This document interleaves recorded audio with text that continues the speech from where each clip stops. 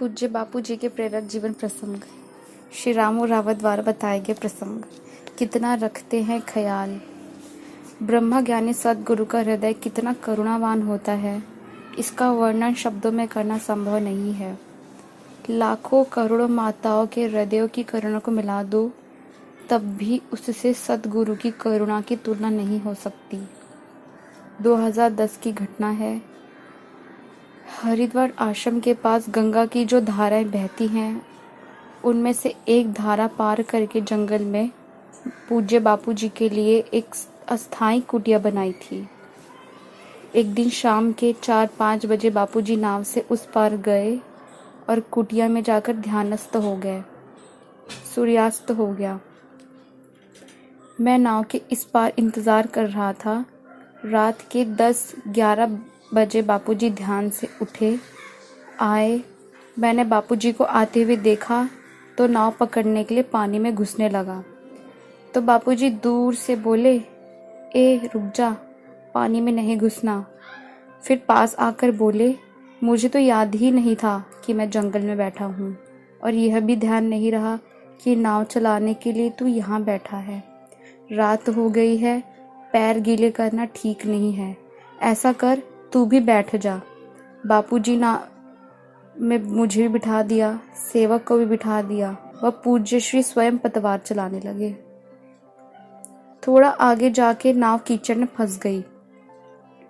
बापूजी उसे निकालने का प्रयास कर रहे थे, परंतु नाव निकल ही नहीं रही थी, तो मैं पानी में कूद गया।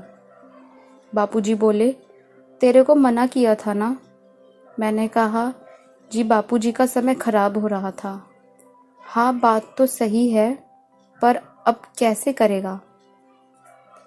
बापूजी एकदम शांत हो गए। मेरे पैर भीग रहे थे। पूज्य श्री का हृदय पसीज गया। मैंने आज तक अपने जीवन में बापूजी को इतना करुणा भाव में नहीं देखा था।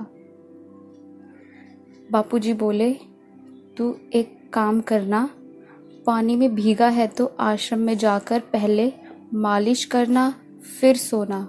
रात को पैर गीले करने से बुढ़ापे में परेशानी होती है। मैं नाव खींचकर उस पार ले गया। बापूजी उतरे और आश्रम पहुंचने तक 2-3 बार मेरे को बोले, मालिश करके ही सोना। मैं कैसा करुणामय हृदय है पूज्य बापूजी का। साधु संतों के प्रति अद्भुत प्रेम। हरिद्वार आश्रम गंगा नदी के पास है। 2010 का ही प्रसंग है। बापूजी नदी के उस पार घूमने गए। एक साधु मिले। वे बापूजी को बोले, महाराज जी, मैं आपका 7 दिन से इंतज़ार कर रहा हूँ। बापूजी बोले, साधना कौन सी करते हो और खाते क्या हो। मैं चने लेकर आया हूँ।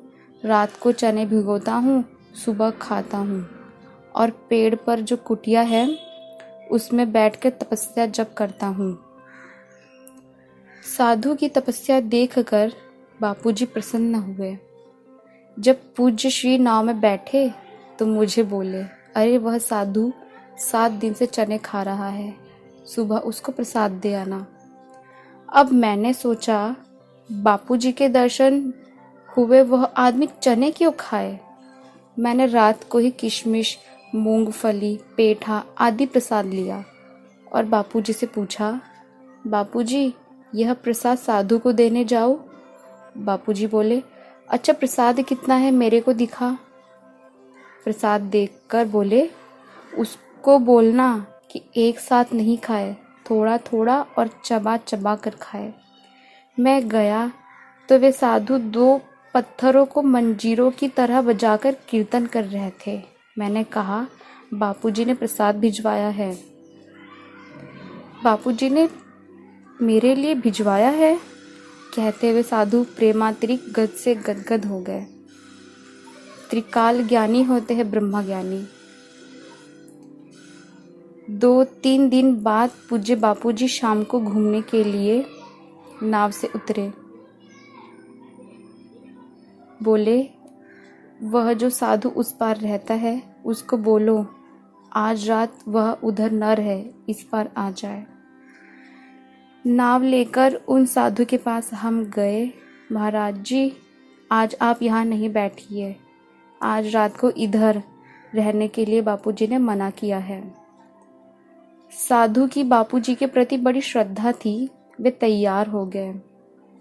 हम उन्हें नाव में बिठाकर इस पार ले आए। फिर वे रात को आश्रम में ही रुके। सुबह हम लोग गंगा नदी के उस पार गए तो देखा कि रात को हाथी आया था। उसके पैरों के निशान दिखे। उसने महाराज का सारा सामान तहस नहस कर दिया था। मटके तोड़ दिए, कनस्तर को तवे की तरह चपटा कर दिया था। मेरा तो हृदय भर आया कि ब्रह्म ज्ञानी महापुरुष की हर एक लीला एवं उनके वचनों में जीवन मात्र की कितनी भलाई व गुण रहस्य छुपा होता है। जो उनके वचनों को मानकर चल पड़ता है उसका कल्याण हो जाता है। पेड़ भी आज्ञा मानते हैं। अहमदाबाद में पूज्य श्री के निवास स्थान के निकट एक आंवले का पेड़ था। उसमें फल नहीं आते थे। एक बार बापूजी घूमते हुए उधर आए। बापूजी ने पूछा, इसमें फल लगते हैं कि नहीं? जी नहीं। बापूजी बोले, एक तो साधुकों से सेवा लेता है, आश्रम का पानी पीता है, खाद खाता है, इस पुण्यमय भूमि में रह रहा है और फल नहीं दे रहा है, तो इसका इस योनि से उद्धार कैसे होगा? इसको 3 बार बोलना कि फल दे। उस साधक ने पेड़ से 3 बार वैसा ही बोला। उसके बाद उस पेड़ में फल आने लगे।